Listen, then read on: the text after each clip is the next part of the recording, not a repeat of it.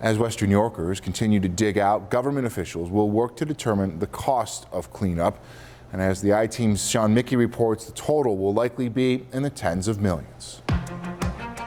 We have to be able to justify that threshold, that number. Following record snowfall in Western New York, President Biden approved New York State's emergency declaration, meaning federal assistance is available from FEMA. In order to receive that funding, government leaders need to prove costs were over and above normal day-to-day operations, like bringing in extra personnel and equipment can meet or surpass a $33 million threshold. Erie County working with towns and villages to calculate those incurred costs. So we have to pull that all together, then we have a meeting eventually with FEMA to be able to justify the fact that it's almost $33 million worth of damage. FEMA covers 75% of the allowable costs, while the remaining 25% is the local share. City of Buffalo expenses for cleanup by private contractors will be included in the reimbursements. A city spokesman tells me they'll be working with the state on total costs.